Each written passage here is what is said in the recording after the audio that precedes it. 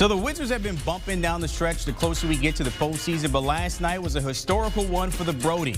Russell Westbrook taken as the overtime, all-time triple-double king, 182 of his career, eclipsing that 47-year-old record held by Oscar Robertson since 1974. Monday night, Russ finished with 28 points, 21 dimes, and 13 boards. So that was his 36th triple-double of the season. Westbrook's record-breaking night coming on his 940th game. If you look at the list here, Big O, it took him over 1,000 games just to get that 181 mark. And then when you look at those active players possibly getting close, LeBron James at 99. But you can expect that 182 to keep bumping because Russ is not retiring anytime soon. So Real recognizes Real. The NBA family sharing their praise, including his partner in crime, Bradley Beal, on Twitter saying, Mr. Triple-Double, congratulations, big bro. It's a pleasure to witness history, first ballot Hall of Fame. All right, joining us now on HQ, Washington Wizards star Bradley Beal himself, a.k.a. the Panda, as he calls himself. I know you set out last night, and before we get into anything here, got to talk about the hamstring injury from Saturday. Any update when you're going to come back on the court and play here? No. I know I'm definitely out for next game, and then we have a reevaluation on Friday, and we'll see how I'm feeling from there. I've definitely been progressing over the last 48, 72 hours, so I'm definitely hopeful. So, we're definitely in a position to be in the play-in, so I definitely expect myself to be back soon. Okay, well, can't wait to get you back, of course, before we get into the postseason. We got to talk about, though, between you and Russ, people are starting to keep tabs on you nowadays. But take me back to last night. Russ having a chance to break history, then gets it done. What was that like for him and then you to witness that as well? It's a blessing for one to be, a part of it, from in my perspective. But for him, it's all about him. His mindset is tremendous. His work ethic is unbelievable. And for him to go out there and put his body on the line night in and night out and to really just go hard, like that's what he does. Like he just really puts it all out there. He believes in himself. He's confident in his game. He trusts his work. And he just goes out there and dominates in every facet of the game, and he reels his teammates in and rallies them up, to be able to, play as well as we do and as well as we have been as of late. And for us to witness history last night was remarkable. We're honored to be a part of it. And the crazy thing is that number is only going to keep going up. You mentioned that, of course, and then we see we're looking at the playoff picture there. You guys in that playoff picture. Between you two, you guys call yourself Fire and Ice. The combination, the recent game, you guys put up 83 against Indiana. What's been clicking? Because it seems like you guys got something going since April 7 and up to this point so far. We understand we got to play our best basketball moving forward. We're right before the playoffs. It's always imperative that, everybody's clicking and gelling, and that's been a fortunate situation for us as a team and then us as a duo. So we just take advantage of our game. We just flowing. I'm very easy to adapt to, and he has been as well. I let him get his because he knows where I like the ball too.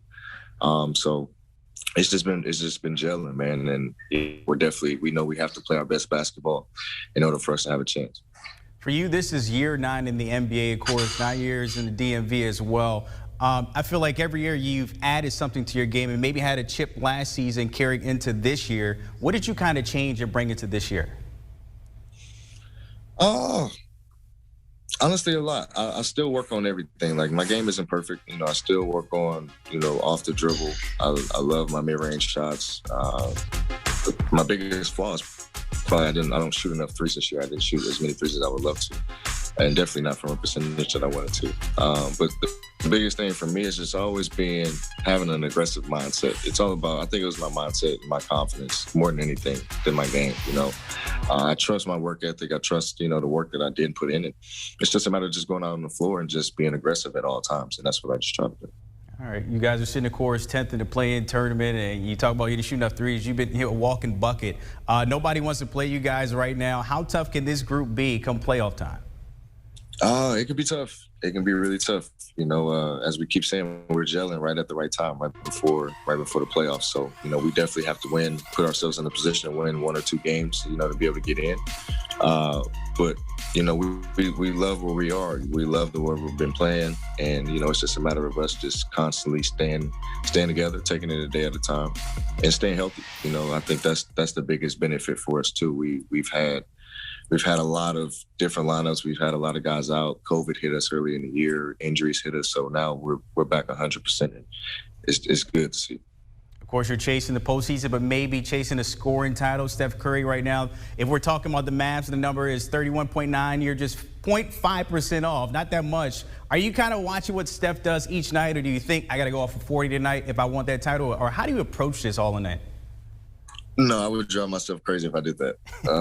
Because he's playing at a remarkable level right now. Everybody's witnessing what he's doing. And my biggest priority is getting us to the playoffs. I'm not changing my game. I'm not changing my mindset. I feel like I've been playing, consistently and trying to play a little bit better at the end of the year right now. I'm not chasing the scoring title. If it happens, great. But that doesn't do anything for me.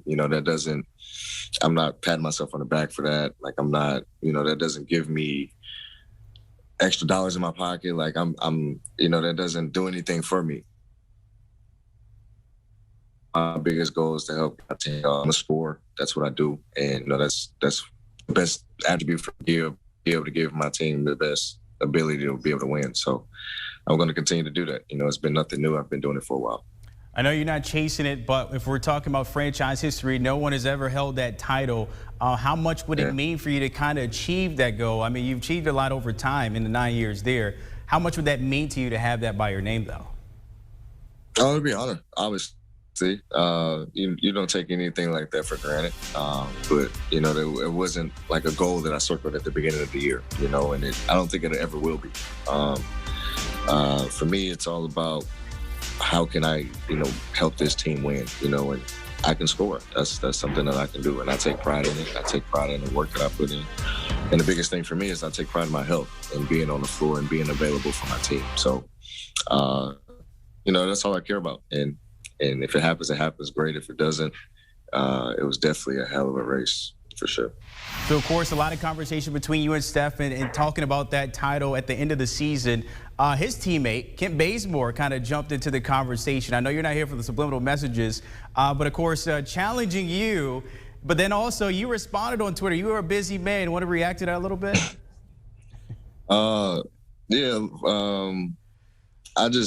I didn't take what he said out of context. I didn't think talking about another man's injury in a joking manner is, I don't think that's funny to me. If you want to talk about Steph 100% in 49 and 29 minutes, that's everybody in the world is not going to argue that is truly amazing. And in my opinion, just keep it that. Keep it that. My hamstring and my injury had nothing to do with me chasing after something that I don't care about. If you watch the game, that was an important game for us against Indiana. We win that game, we move up to 9th, which we did, and my biggest thing is trying to win and put ourselves in a good position to be able to succeed in the playoffs. So that's all I cared about, and that's all my response was really entailing to. It's just keep it hoops. All right, we'll see how this, of course, pans out the rest of the way, as you mentioned there. Tell us about what you got going on with Hotels.com. Oh, man, so Hotels.com and I have partnered back in March, right before the NBA All-Star game. And ever since then, we've came up with this idea of giving discounts to fans, for hotels and travel this summer. We're all excited to be able to get back out of the house, to be able to get back and see life and see civilization again and be able to enjoy some leisure time. So over the next week, I'll be dropping some discount codes on Twitter. They kind of have the Beal's Deals page on Hotels.com. You can go check it out, and you'll be able to have some destinations of some of my favorite cities around the country to go to. All right, dropping some discounts and always dropping buckets for the Washington Wizards. Bradley Beal checking in on HQ. Appreciate your time, my friend. Get healthy. I can't wait to see you back out there balling for the Wiz Kids. Oh, man, thanks for having me. Do you want a sports network that delivers everything that matters about the game? The highlights, the picks, the instant analysis, no yelling, no fake debates, no politics. Hit the subscribe button and never miss a moment.